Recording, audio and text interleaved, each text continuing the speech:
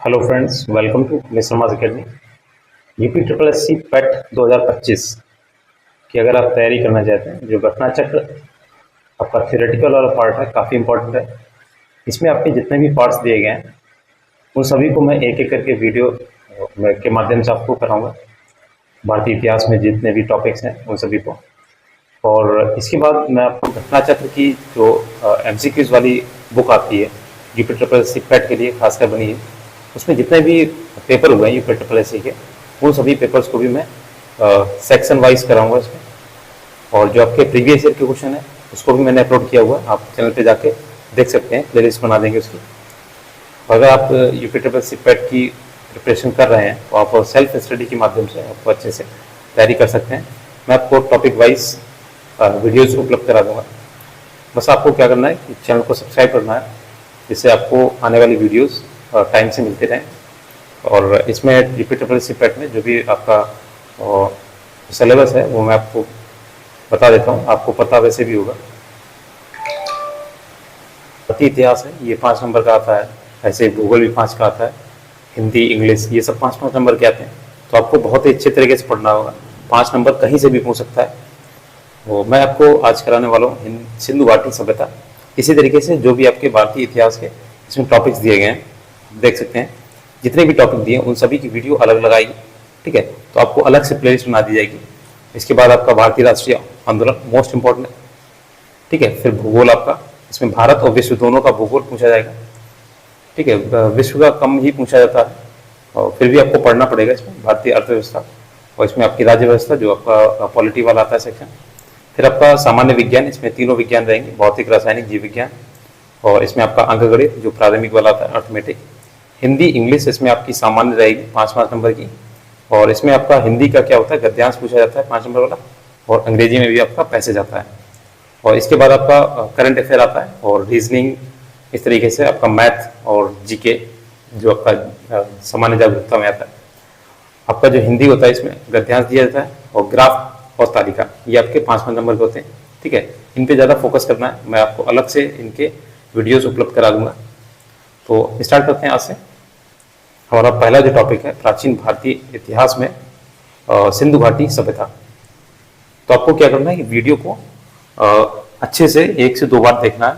ठीक है, अगर आपको वीडियो स्लो लगे तो आप इसकी जो प्लेबैक स्पीड है वो 2x कर सकते हैं या 1.5 कर सकते हैं। देखिए, सिंधु घाटी सभ्यता, ये आपका पशुपालन का प्रारंभ जो हुआ था वो मध्य पाषाण काल में हुआ था। पशुपालन के जो साक्ष्य हैं भारत में आदमगढ़ यानी होशंगाबाद मध्य प्रदेश से, तथा बागौर ये भीलवाड़ा राजस्थान से प्राप्त हुए। मध्य पाषाणकालीन महदहा ये आपके प्रतापगढ़ उत्तर प्रदेश में।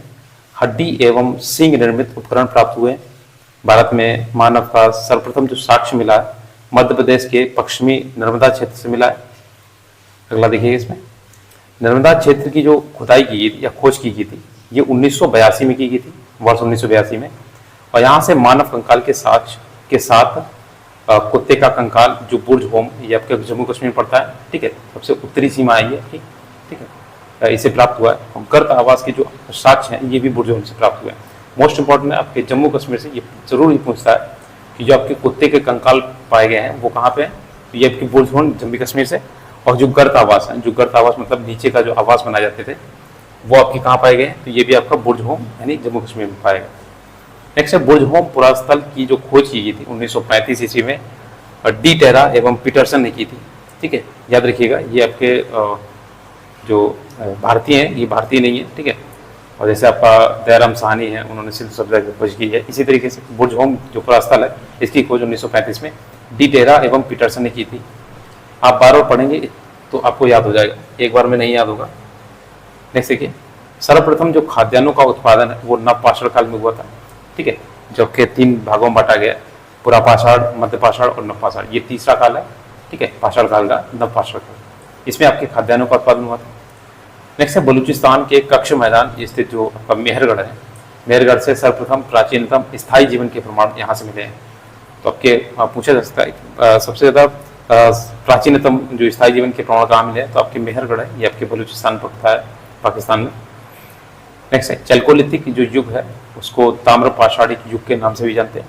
ठीक है। ये आपको पूछ सकता है ताम्र पाषाणी युग को किस नाम से जानते हैं, चल्कोलिथिक युग बोलते हैं इसे। अगला है नर्मदा टोली, ये आपके मध्य प्रदेश का एक महत्वपूर्ण ताम्र पाषाणिक पुरास्थल है जो खारनौर जिले में स्थित है। नर्मदा टोली का जो उत्खनन किया था वो एस.डी. सांकलिया ने किया था। मोस्ट इंपॉर्टेंट है, ठीक है, पूछता है काफ़ी। और ये आपका नर्मदा टोली कहाँ पे, तो ये आपके मध्य प्रदेश में, और ये आपका ताम्र पाषाणिक पुरास्थल भी है। इस तरीके से आप अगर इसके पॉइंट्स निकालेंगे ना तो आपको अच्छे से याद होगा, और इसको बार बार पढ़ना है, ठीक है। यहाँ पे खारनौर जिला है, वहाँ से आपके ताम्र पाषाणिक जो पुरास्थल यहाँ से प्राप्त होते हैं। नेक्स्ट है नव पाषाणी, जो आपके इसका पुरास्थल है, इसमें राग के टीले, ये कर्नाटक में मैसूर के पास बेल्लारी जनपद है, जहाँ से संगन कल्लू है, काफ़ी प्रसिद्ध जगह है, ठीक है। तो ये आपके मैसूर में है, कर्नाटक के मैसूर में बेल्लारी जनपद है, वहाँ पे संगन कल्लू, ठीक है। तो आपको तीनों चीज़ याद रखनी है, कर्नाटक के मैसूर में, जहाँ पे बेल्लारी जनपद के संगन कल्लू में राग के टीले, ये नवपाषाणी है, नवपाषाण काल के पुरास्थल है। अगला है गेरू वर्णी यानी गौरिक मृदभांड पात्र जो है OCP जो होता है, इसके साक्ष्य जो है वो हस्तिनापुर एवं अतरंजी खेड़ा से प्राप्त हुए। याद रखिएगा OCP के जो साक्ष्य हैं वो हस्तिनापुर एवं अतरंजी खेड़ा से प्राप्त हुए। अगला भारतीय पुरातत्व सर्वेक्षण संस्कृति मंत्रालय के अधीन एक विभाग है, मोस्ट इंपॉर्टेंट है, ये पूछा भी गया था। जो संस्कृति मंत्रालय के अंतर्गत कौन सा विभाग आता है, तो ये आपकी भारतीय पुरातात्विक सर्वेक्षण आता है। देखिए इसमें जो भी इसके सिंधु सभ्यता के जो प्रमुख स्थल हैं उनके खोजकर्ता, किसने खोजा है, किस वर्ष खोजा है, इस तरीके से पूछा जाता है। तो हड़प्पा, ये तो आप सभी को पता होगा, दयाराम साहनी जी ने खोज की थी 1921 में। उसके एक साल बाद ही 1922 में मोहनजोदाड़ो की खोज हुई थी राखालदास बनर्जी से। तो आप अगर इसे जोड़ के पढ़ेंगे तो अच्छे से याद होगा, किसी ना किसी को जोड़ेंगे तो, ठीक है। सबसे बड़ा ये आपका मोहनजोदाड़ो है, आपने मूवी भी देखी होगी मोहनजोदाड़ो में, और उसमें आप रिलेट कर सकते हैं, जैसे नर्तकी की मूर्ति मिली थी, इस तरीके से। अभी के मोहनजोदाड़ो की खोज जो की थी राखालदास बनर्जी ने की थी 1922 में, एक साल बाद, यानी कि हड़प्पा के एक साल बाद। अगला है रोपड़, ये आपकी जगदत्त शर्मा, ये 1953 से 55, डेट भी बहुत पूछता है, तो 1953 से 55 के बीच में जगदत्त शर्मा ने रोपड़ की खोज की थी। अगला है लोथल, ये आपके SR राव, ठीक है, इसमें दिख नहीं रहा आपको, SR राव है, 1954 से 55 के बीच में, और लोथल की खोज की थी। ये आपके भोगवा नदी के तट पे है गुजरात में। तो आप बार बार पढ़ेंगे अच्छे से याद हो जाएगा। नेक्स्ट है कालीबंगा, ये आपके बीबी लाल और BK थापर, दो लोग थे इसमें, तो इसमें एक दिए गए BB लाल। तो 1961 से 69 के बीच में ये खोज की थी कालीबंगा, और ये कालीबंगा आपके घग्गर नदी के तट पे स्थित है राजस्थान में, ठीक है। नेक्स्ट है रंगपुर, ये MS वत्स हैं, 1934 से 35 के बीच में। तो जो इंपॉर्टेंट नहीं है उसे भी ध्यान रखिएगा, ये कम पूछा जाता है तो इसके चांसेस ज़्यादा है। नेक्स्ट है चंद्रोदड़ो, ये आपके NG मजुमदार ने इनकी खोज की थी 1931 में। आपने 2023 का पेपर देखा होगा, अगर नहीं देखा तो चैनल पे जाके देख सकते हैं। उसमें क्वेश्चन ऐसे पूछे गए हैं जो दिमाग घुमाने वाले हैं, और काफ़ी टफ रहा था पेपर 2023 का। तो इस तरीके से आपको जो इम्पोर्टेंट नहीं है उन्हें भी देखना है। जैसे चंद्रोदड़ो, आपको देखिए कालीबंगा सभी को पता है कहाँ पे है, ठीक है, राजस्थान में। अब जैसे चंद्रोदड़ो है, ये NG मजुमदार, ये आपने कम ही याद किया होगा, और 1931 में डेट भी पूछ सकता है। नेक्स्ट है सुरकोटदा, ये आपकी JP जोशी 1964 में खोज की थी। अगला है बनावली, ये आपके हरियाणा में पड़ता है, RS बिस्ट, मोस्ट इंपॉर्टेंट है, ठीक है। इसमें एक वेब सीरीज बनी है बनावली वाली, ठीक है, 1974 से 77 के बीच में। नेक्स्ट है आलमगीरपुर, ये आपके जगदत्त शर्मा ने 1958 में इसकी खोज की थी। नेक्स्ट है कोटतीजी, फजल अहमद खां, 1957 से 58 के बीच में इनकी खोज की थी, कोटतीजी। अगला है सुतकांगडोर, मोस्ट इंपॉर्टेंट है। ऑरेल स्टाइन, ये भारतीय नहीं है, 1927 में इसकी खोज की थी। नेक्स्ट है मांडा, ये मांडा है JP जोशी, 1982 में खोज की थी। अगला है बालाकोट, ये आपके जॉर्ज F डेल्स ने 1973 से 76 के बीच में। अगला है धौलावीरा, ये JP जोशी 1967 से 68 के बीच में खोज की गई थी। नेक्स्ट है मिताथल, सूरजभान और राखीगढ़ी, ये भी सूरजभान है। देखिए राखीगढ़ी पे ये मूवी बनी थी, ठीक है। ये आपके 68 और 69 में दोनों की खोज की गई थी, मिताथल और राखीगढ़ी, सूरजभान ने की थी। अगला देखिए, भारत में सर्वप्रथम 1961 ईस्वी में अलेक्जेंडर कनिंघम को पुरातत्व सर्वेक्षण के रूप में नियुक्त किया गया था। मोस्ट इंपॉर्टेंट है, 1881 में, 61 में। अलेक्जेंडर कनिंघम को पुरातत्व सर्वेक्षण के रूप में नियुक्त किया गया था। अगला, लॉर्ड कर्जन के समय में 1901 में इसे भारतीय पुरातत्व सर्वेक्षण के रूप में केंद्रीकृत कर जॉन मार्शल को इसका प्रथम महानिदेशक बनाया गया था। लॉर्ड कर्जन ने उस टाइम का वायसरॉय था, जिसने जॉन मार्शल को इसका प्रथम महानिदेशक बनाया था। अगला है राष्ट्रीय मानव संग्रहालय, जिसका नाम बदलकर इंदिरा गांधी राष्ट्रीय मानव संग्रहालय कर दिया गया था। ये आपके भोपाल, मध्य प्रदेश के भोपाल जिले में पड़ता है। ठीक है, जो आपका राष्ट्रीय मानव संग्रहालय था, इसका नाम बदल के इंदिरा गांधी राष्ट्रीय मानव संग्रहालय कर दिया गया। नेक्स्ट है सैंधव सभ्यता, ये आद्य ऐतिहासिक काल की सभ्यता है, मोस्ट इंपॉर्टेंट है। ठीक है, अगला देखिए, पुरातात्विक साक्ष्यों से अलग अलग कालों में पाए गए मृदभांड। मृदभांड जो है सिंधु घाटी सभ्यता को आर्यों से पूर्व सिद्ध करते हैं। पुरातात्विक साक्ष्यों से अलग अलग जो आपके मृदभांड पाए जाते हैं, ये आपके सिंधु घाटी सभ्यता से को आर्यों से भी पूर्व इन्हें सिद्ध करते हैं। अगले, काले रंग की आकृति जैसे चित्रित लाल मृदभांड, जहाँ हड़प्पा सभ्यता की विशेषता है। और जो घूसर चित्रित घूसर मृदभांड है जो बाद के हैं, वो आर्य से संबंधित माने जाते हैं, क्योंकि जो आर्य थे वो आपके सिंधु सभ्यता के बाद आए थे। इन्होंने ही ये पूरा हड़प्पा सभ्यता को उजाड़ करने के बाद में ये बसे थे यहाँ पे। और याद रखिएगा, जो सिंधु सभ्यता थी वो नगरीय थी, और आर्यों की जो सभ्यता थी वो आपकी ग्रामीण थी। नेक्स्ट है हड़प्पाकालीन नदियों के किनारे जो बसे नगर हैं। देखिए, नगर इसमें हड़प्पा, ये आपके रावी नदी के तट पे स्थित है। मोस्ट इंपॉर्टेंट है, याद रखिएगा, हड़प्पा जो है रावी नदी के तट पे, मोहनजोदारो सिंधु नदी के तट पे, ये तो आपको याद होना ही चाहिए। फिर अगला देख लीजिए, रोपड़ जो है आपका सतलज नदी के तट पे, कलीबंगा घग्गर नदी के तट पे जो राजस्थान में पड़ता है। ठीक है, लोथल ये आपके भोगवा नदी के तट पे गुजरात में पड़ता है। सुतकांगडो ये दास्क नदी है, यहाँ पे दास्त लिखा हुआ है। ठीक है, दास्क नदी है, ये दास्क नदी के तट पे सुतकांगडो है। अगला देखिए, सुतकाकोह ये आपके सादीकौर में, आलमगीरपुर ये हिंडन नदी के तट पे। नेक्स्ट रंगपुर ये आपके भादर नदी के तट पे। कोटदीजी जो है आपके सिंधु नदी के तट पे। नेक्स्ट कुनार ये सरस्वती नदी के तट पे, जो विलुप्त हो गई है सरस्वती नदी। नेक्स्ट चंदुद्रो ये आपके सिंधु नदी के तट पे। अगला है बनावली, ये आपके सरस्वती नदी के तट पे। मांदा या मादा, जिसे मांडा बोलते हैं, इसे मादा बोलते हैं, ये चिनाब नदी में। भगवानपुरा ये सरस्वती नदी के किनारे। अगला है धैमाबाद, प्रवरा नदी के तट पे। अगला है आमरी, ये आपके सिंधु नदी के तट पे। राखी गढ़ी ये घग्गर नदी के तट पे। नेक्स्ट देखिए, सिंधु घाटी सभ्यता नगरीय थी, जबकि वैदिक की जो सभ्यता थी वो ग्रामीण थी। मैंने अभी बताया आपको, मोस्ट इंपॉर्टेंट, बहुत पूछता है, क्योंकि सिंधु घाटी सभ्यता जो थी, यहाँ पे इसकी विशेषता थी कि जो घर बनाए जाते थे उनकी नालियों को समकोण पे काटती थी, और जो नालियाँ थी वो पक्की ईंटों की बनी थी। कुछ इसकी विशेषताएं हैं। पुरातात्विक खुदाई हड़प्पा संस्कृति की जानकारी का प्रमुख स्रोत है।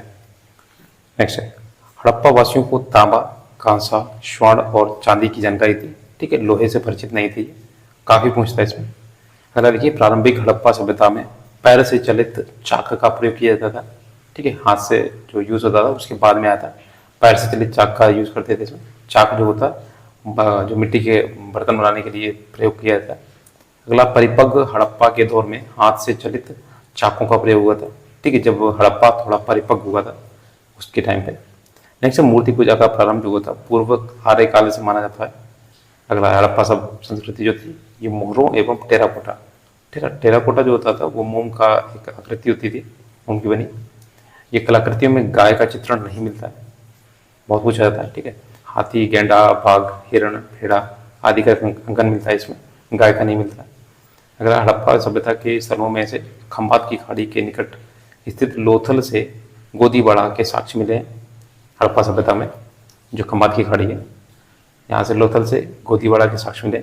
नेक्स्ट है, राजस्थान के हनुमानगढ़ जिले में घग्गर नदी के किनारे स्थित कालीबंगा से जूते खेत के प्रमाण मिलते हैं। यहाँ से मोस्ट इंपॉर्टेंट है, बहुत पूछता है, जिला भी पूछता है, और किस नदी के किनारे, घग्गर नदी के किनारे कालीबंगा में जूते खेत के साक्ष्य मिले हैं। अगला, गुजरात के धोलावीरा से हड़प्पा लिपि के बड़े आकार के 10 चिन्हों वाला एक शिलालेख मिला है। गुजरात में जो आपका धोलावीरा है, धोलावीरा शहर था। अगला देखिए, हरियाणा के फतेहाबाद जिले में स्थित बनावली से पक्की मिट्टी की बनी हुई हल की प्रकृति मिलती है। जो हल बना हुआ वो पक्की मिट्टी का है, यानी ईंटों का बना हुआ एक तरीके का। अगला देखिए, सैंधव सभ्यता के महान स्नानागार के साक्ष्य मोहनजोदाड़ो से प्राप्त होते हैं। यहाँ पे सबसे बड़ा स्नानागार था मोहनजोदाड़ो में। नेक्स्ट है सैंधव सभ्यता कांस्य युगीन सभ्यता थी जहाँ के लोग लोहे से परिचित नहीं थे। मोस्ट इंपॉर्टेंट है, ठीक है, इसमें पूछा जाएगा कि लोहे से परिचित थे या नहीं, या ऑप्शन दे देगा आपको किससे परिचित थे। अगला देखिए राखीगढ़ी, ये हरियाणा के हिसार जिले में घग्गर नदी के पर स्थित है। और दूसरा घग्गर नदी पे कौन सा है, तो आपको पता ही होगा अभी जो बताया था, कालीबंगा, ये घग्गर नदी के तट पे ही स्थित है। नेक्स्ट है देखिएगा राखीगढ़ी स्थल की जो खोज हुई थी 1969 में सूरज भान ने की थी। मोहनजोदारो तथा चंदहुदड़ो दोनों सिंध प्रांत में तथा सुरकोटदा गुजरात में स्थित है। अगला है रंगपुर, गुजरात के कठियावाड़ा प्रायद्वीप में भादर नदी के पास स्थित है। रंगपुर गुजरात के सौराष्ट्र में स्थित है, जो गुजरात का है सौराष्ट्र, इसमें रंगपुर स्थित है। रंगपुर में धान की भूसी के ढेर मिले हैं। और जो रंगपुर की खुदाई हुई थी ये 1953 से 54 में ए रंगनाथ राव ने की थी। अगला देखिए रंगपुर से प्राक हड़प्पा सभ्यता, जो हड़प्पा, प्राक हड़प्पा और हड़प्पा उत्तर हड़प्पा कालीन सभ्यता के साक्ष्य मिले। रंगपुर से कच्ची ईंटों के दुर्ग, नालियां, मृतभांड मिले। नेक्स्ट है दधेरी, एक परवर्ती पुरास्थल है जो पंजाब प्रांत के लुधियाना जिले में गोविंदगढ़ के पास स्थित है। सिंधु घाटी सभ्यता का विस्तार उत्तर में झेलम नदी के पूर्वी तट पर, जो उत्तर में पड़ता है झेलम नदी के पूर्वी तट से दक्षिण में यमुना की सहायक नदी हिंडन के तट तक माना जाता है। उत्तर में आपका जो है झेलम नदी है, ठीक है, और नीचे सबसे नीचे आपका दक्षिण में हिंडन नदी के तट में माना जाता है इसे। नेक्स्ट है सिंधु घाटी के लोग पशुपति शिव की पूजा करते थे। और इसका प्रमाण मोहनजोदाड़ो से प्राप्त मुहर, जिस पर क्या है योगी की आकृति बनी हुई, उससे प्राप्त होता है। और एक कांस की जो मूर्ति है, नर्तकी की मूर्ति पाई गई थी इसमें। उस योगी के दाईं ओर बाघ और हाथी तथा बाईं ओर गैंडा एवं भैंसा चित्रित हैं। जो यहाँ पे योगी की मूर्ति मिली है जिस मोहर पे, तो उसमें देखिए दाईं ओर बाघ और हाथी है, बाईं ओर गैंडा और भैंसा इसमें बने हुए। अगला देखिए योगी के सिर पर एक त्रिशूल जैसा आभूषण है, इसके 3 मुख हैं। नेक्स्ट देखिए मार्शल महोदय ने इसे रुद्र शिव से संबंधित बताया। अगला देखिए भारतीय पुरातत्व सर्वेक्षण विभाग के महानिदेशक सर जॉन मार्शल के निर्देशन पर 1921 में दयाराम साहनी ने पंजाब यानी पाकिस्तान के तत्कालीन मांड मोगरी संप्रति साहिवाल जिले में रावी नदी के बाएं तट पर स्थित हड़प्पा के टीले की खुदाई की थी। मोस्ट इंपॉर्टेंट है यहाँ पे जो हड़प्पा, ये रावी नदी है, इसके बाएं तट पर स्थित है हड़प्पा, ठीक है, दायां बायां भी पूछे इसमें। नेक्स्ट 1922 में राखल दास बनर्जी ने सिंध प्रांत के लड़काना जिले में सिंधु नदी के दाहिने तट पर स्थित मोहनजोदाड़ो के टीलों का पता लगाया था 1922 में। नेक्स्ट सर्वप्रथम मानव द्वारा तांबा धातु का प्रयोग किया गया था। अगला देखिए वस्त्रों के लिए कपास का उत्पादन सर्वप्रथम भारत में किया गया था।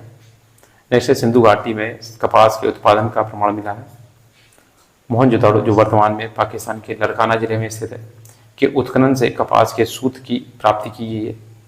अगला देखिए मोहनजोदाड़ो से कुबड़ वाले बैल यानी कुकुदमान वृषभ, वृषभ को बैल बोलते हैं, की आकृति प्राप्त हुई है। आकृति वाली जो मूर्ति वो प्राप्त हुई है, सॉरी मोहर जो है कुबड़ वाले बैल की ये मोहर प्राप्त हुई है मोहनजोदाड़ो से। अगला सिंधु सभ्यता की मोहरों पर सर्वाधिक जो अंकन है एक श्रृंगी बैल का, उसके बाद कुबड़ वाले बैल का आता है, ठीक है, एक श्रृंगी बैल यानी एक उसका सिंग होगा, फिर उसके बाद आता है कुबड़ वाले बैल का। नेक्स्ट देखिए